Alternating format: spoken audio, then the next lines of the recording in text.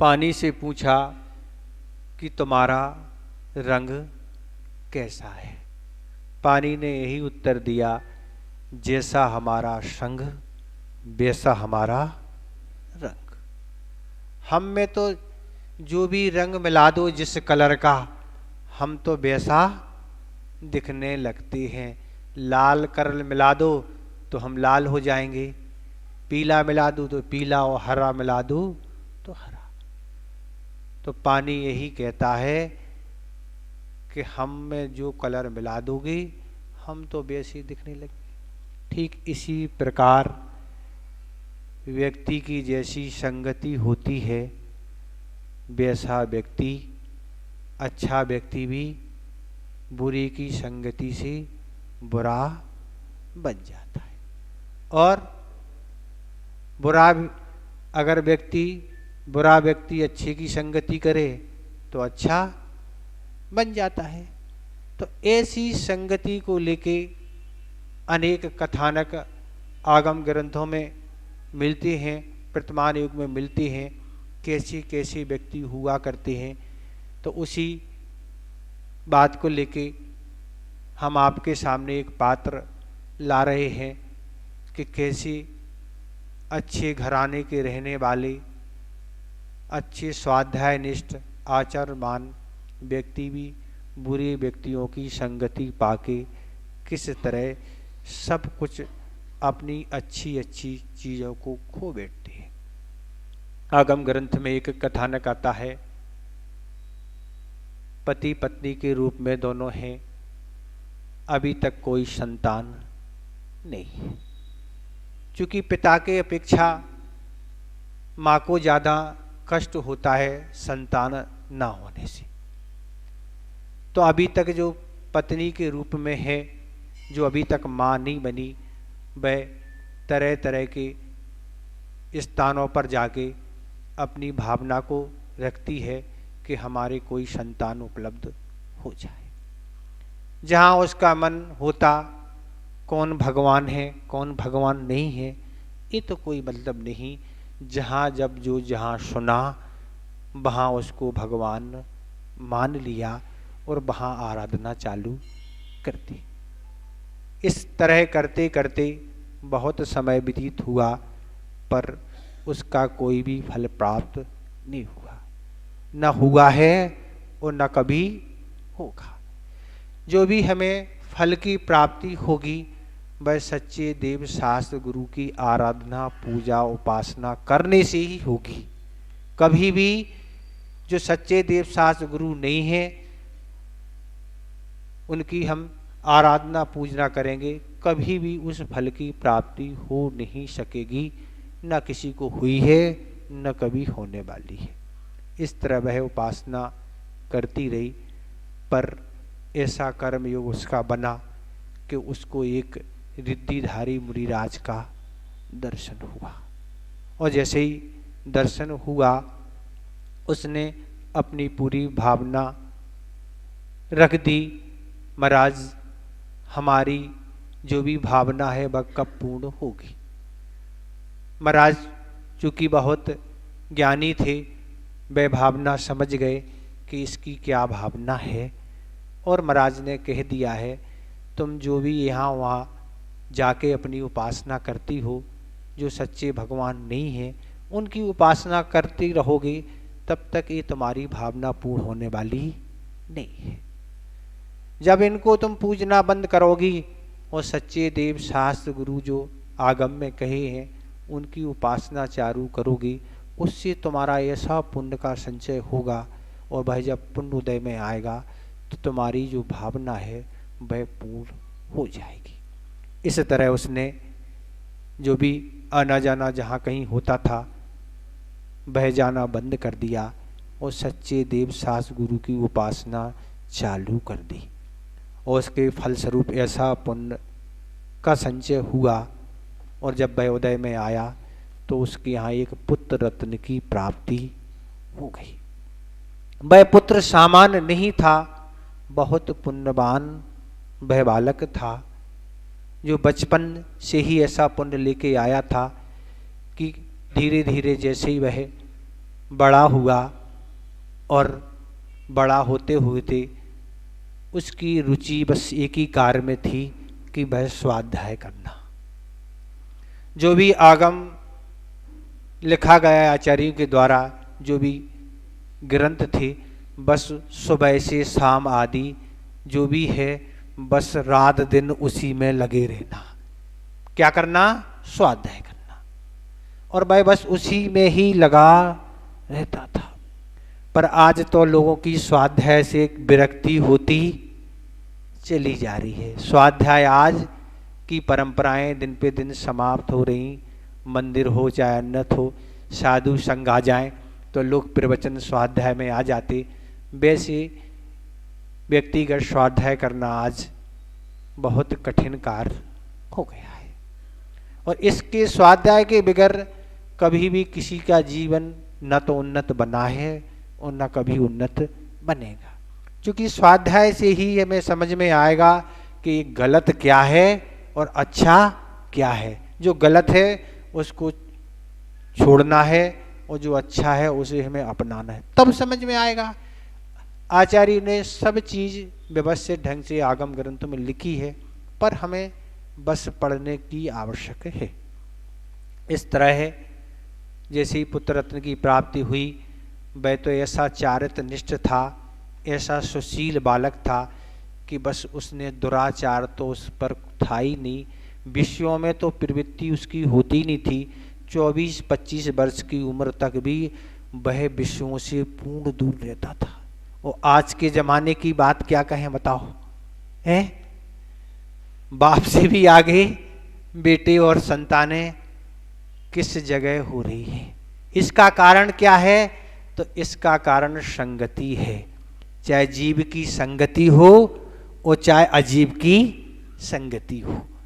जीव की भी अगर बुरी व्यक्ति की संगति कर ली तो अच्छा व्यक्ति भी मिट जाएगा, उसको समय नहीं लगेगा। और अजीब समझते हैं आप, उनकी अगर संगति कर ली तो भी अच्छा खासा आचरणवान व्यक्ति मिट जाएगा और वह दुर्गति का पात्र हो जाएगा। तो इस तरह आज कैसी संगति में लोग जी रहे हैं, किनको अच्छा मान रहे हैं।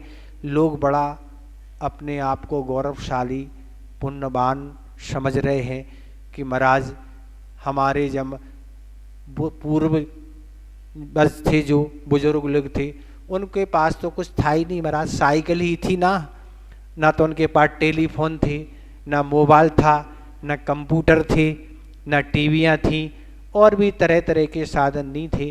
पर आज तो हम कितने पुण्यवान हैं, सारी सामग्री हमारे पुण्य से आती चली जा रही है महाराज। अब तो कुछ करने की बात नहीं, आज तो टेक्नोलॉजी इतनी लेटेस्ट है, दिन पे दिन उसका विकास हो रहा है। इस तरह से लोग बड़ा अपने आप को गौरवशाली पुण्यवान समझ रहे हैं। तभी इस बात को लेके गुरुदेव से यह बात किसी ने कही थी कि आचार्य महाराज हम तो क्या हैं, हम जिस युग में जन्मे हैं वह बड़ा प्रगति का युग है। क्या है? प्रगति का युग, निरंतर प्रगति हो रही है। आचार्य महाराज हम कितने पुण्यवान हैं, नई नई चीज़ें आती जा रही हैं। अब तो कोई 5 मंजिल पे है, मैं जाना ही नहीं, बस हलो किया आ जाएगा, बेल बजी सामने वाला आ जाएगा। सारा पानी भी अब भरना नहीं, यूं बटन ऑन करना है, किचन में आ जाएगा। और भी सारे साधन कितने बढ़ गए हैं महाराज, हम कितने पुण्यशाली हैं, किस युग में जन्मे हैं हम। प्रगति का युग है। आचार्य महाराज से यही कहा, आचार्य महाराज आज तो बहुत प्रगति का युग है। पर गुरुदेव तो जवाब देने में लाजवाब हैं और तुरंत ही उत्तर देते। गुरुदेव ने यही कहा कि आज प्रगति का युग नहीं, आज दुर्गति का युग है।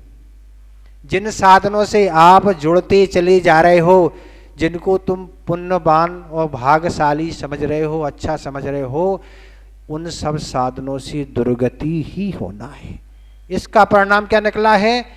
क्योंकि ऐसे साधनों के जुड़ने से वैसे भाव बनेंगे, और भाव मात करने से जैन दर्शन कहता है पुण्य और पाप का संचय हो जाता है।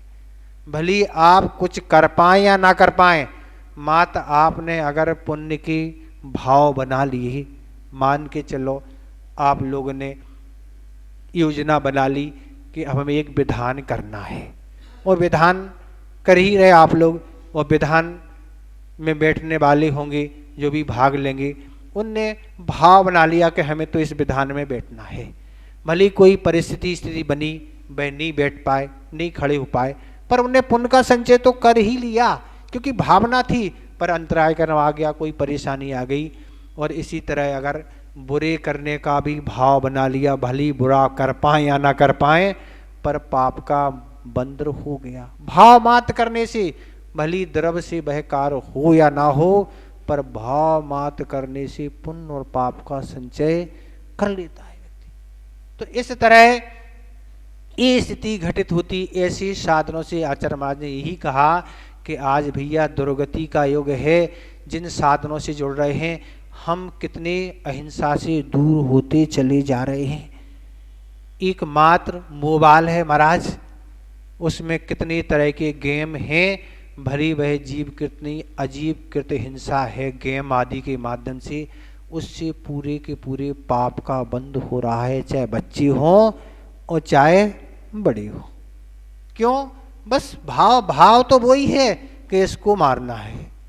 तो ऐसे पापों का संचय बड़े और बच्चे सब करते चले जा रहे हैं। भाव मात्र करने से भली वह आटे का मुर्गा बनाया, पर बाप का बंध तो वैसे ही हो गया, क्योंकि भावना वही है, भली द्रव्य नहीं है। तो इसलिए आचार्य महाराज का यही कहना है कि ऐसी वस्तुओं से बचो। ये सब चीज़ें प्रमाद को बढ़ाने वाली हैं। अपन को लग रहा है महाराज सब सुविधाएं हैं, कुछ करना नहीं, पर शरीर प्रमादी बन रहा है, उसमें किसी तरह का शोधन नहीं। कोई भी चीज़ हो, शोधन नहीं हो पा रहा है, और शोधन नहीं होने से जीव की हिंसा हो रही है। तो आप अपनी शक्ति के अनुसार जितना बच सकते हैं उतना विवेक के साथ, शोधन के साथ कार्य करेंगे तो आप क्या है, अहिंसा का पालन होके पुण्य का संचय होगा। और अगर नहीं करेंगे तो पाप का ही होगा। जहाँ शोधन नहीं है, भले पहले कुएं से पानी लाते थे, जितनी आवश्यकता थी उतनी लाते थे, और मेहनत से जो चीज़ लाई जाती है उसको बड़ी क्या है, जितना आवश्यक है उतना ही खर्च किया जाता है। अब तो क्या है, आप सो रहे हैं और टंकी उबल रही है। कहाँ? सुबह उबल रही है, शाम को उबलती रहती है, लाइट भी जा रही है और पानी भी बर्बाद हो रहा है। सरकार, महाराज सरकार बहुत क्या है, खराब है, पानी और लाइट की कमी है। तो इस स्थितियाँ हो रही हैं कि इस तरह से पानी की बर्बादी हो रही है, लाइट की बर्बादी हो रही है। ये सब प्रमाद हैं। ये क्या है, अपव्यय है। अनर्थ दंड की कोटि में सब चीज़ें आती हैं। ये अनर्थ दंड की कोटि में आता है जो आप उपयोग भी नहीं कर रहे और व्यर्थ में जा रहा है। तो इस तरह इन सब साधनों से, चाहे मोबाइल हो, कंप्यूटर हो, टीवी हो, तरह तरह की और भी जितने साधन हैं जिनसे हमारा मन विकृत हो रहा है, ऐसी घटनाएं, ऐसे सीरियल, ऐसे फिल्म आदि जो भी चीज़ें हम अगर देखेंगे तो उससे पाप का ही बंध होगा, और वह पाप हमें दुर्गति में ले जाएगा, और दुर्गति में उस पाप को भोगना पड़ेगा। दुर्गति कहाँ है महाराज? दुर्गति तो सबसे उत्कृष्ट दुर्गति तो है नरक गति। जहाँ क्या है, जहाँ पल भर के लिए कोई चैन नहीं है। पल भर केवल तीर्थंकर बालक का जब जन्म होता है उस समय के लिए बस शांति मान लो। बाकी समय क्या है, क्या है? किसी ने पूछा आचार्य महाराज से, आचार्य महाराज नरकों में क्या स्थिति है? तो आचार्य महाराज ने यही उत्तर दिया कि बुरा ना मानो, होली है। जैसे आप होली में सब लोग इकट्ठे होके एक दूसरे पर कीचड़ उछालते हैं, रंग उछालते हैं, यहाँ से वहाँ पटकते हैं, परेशान करते हैं, जैसी होली की स्थिति यहाँ होती है वैसी ठीक स्थिति नरकों में होली के समान वहाँ 12 महीने होली खिलती है, और यहाँ तो दिन में ही होली खिलती है, वहाँ तो रात में भी खिलती है। नारकियों को नींद नहीं आती, निद्रा नहीं होती है, रात दिन जागते बस यही है काम। क्या कहा है? मैं लड़ने का काम, और इसके अलावा कुछ भी नहीं है। ये स्थिति नारकियों में होती है, जहां जिस बिल में वह नारकी जन्म लेता है जीवन भर उसी बिल में रहना पड़ता है। एक बिल से दूसरे बिल में जा नहीं सकते। यहाँ तो ट्रेन में डिब्बे एक दूसरे से जुड़े रहते, घूमते रहते, वहाँ ऐसी कोई व्यवस्था नहीं है। यहाँ तो रिजर्वेशन कैंसिल हो जाता है, पर जो भी आयु का बंद जिस जीव ने कर लिया नियम से जाना ही पड़ता है। ये सिद्धांत है, कोई भी आयु का बंद करो कैंसिल नहीं होती, वो तो जाना ही पड़ता है, कम ज़्यादा हो पर जाना तो पड़ेगा। तो ये ऐसी होती है। यहाँ तो लड़ाई झगड़े होते हैं, परिवार में दिक्कत होती है। यहाँ ससुराल में अगर लड़ाई हुई तो मायके चले गए, मायके में हुई तो यहाँ आ गए, पर नरक में तो ससुराल और मायका एक ही है। वह बिल उसी में जीवन भर रहना होता है। वहाँ कोई प्रकाश की व्यवस्था नहीं है, काला काला भास, घोर अंधकार रहता। महाराज जानते कैसे हैं? तो वह अवधि ज्ञान से सब जान लेते हैं कि हमारा बैरी कहाँ है, और वहाँ जाके उस पर धमाका फूल लेते हैं। तो ये नरकों की स्थिति है, ऐसे साधनों से जुड़ सी नरकों की स्थिति है। आप कढ़ाई में जैसे पुड़ी तलते हैं, नारकी एक दूसरे को वैसे ही तलते हैं पुड़ी की तरह। आप जैसे चने आदि संक्रांति आने वाली है, आप उसमें भुजवाते हैं, ऐसे ही भाड़ों में नारकियों को भूजा जाता है। रेत यहाँ होती है, वहाँ भी गर्म रेत होती है, उस पर घसीटा जाता है। यहाँ भी घास होती है, पर वहाँ नुकीली सुई के समान घास, उस पर घसीटा जाता है। आप भी यहाँ सलाद बनाते हैं, नारकी भी एक दूसरे की सलाद बनाते हैं, पेड़ से वृक्ष से नारकी को बांध के उसके पीस करते हैं। पर वहाँ पुण्य योग समझें, क्या समझें, वहाँ अकाल मरण नहीं होता। देव और नारकियों का अकाल मरण नहीं होता। कुछ भी कर दो, पारा की समय तुरंत वह जुड़ जाता है, चाहे सलाद बनाओ चाहे कुछ भी बनाओ।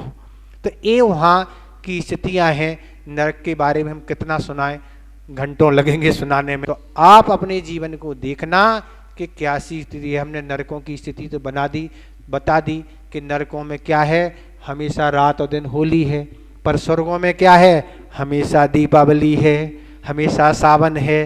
तो आपको सावन मनाना, दीपावली मनाना है कि होली मनाना है, आप स्वयं चुनाव करें। अपने आगामी जीवन को ऐसा बनाएं कि हमारे वह पुण्य की महक हर जगह मगे, हम स्वर्गों में जाके जन्म लेके भगवान के समुचरण में दर्शन करें, अच्छे से उनकी स्तुति पूजा करें, और जाके हम परंपरा से इस संसार का बीज नष्ट करते हुए हम भी एक दिन भगवान के रूप में बन जाएं। इतने ही हम पर्याप्त समझते हैं। अहिंसा परमो धर्म की।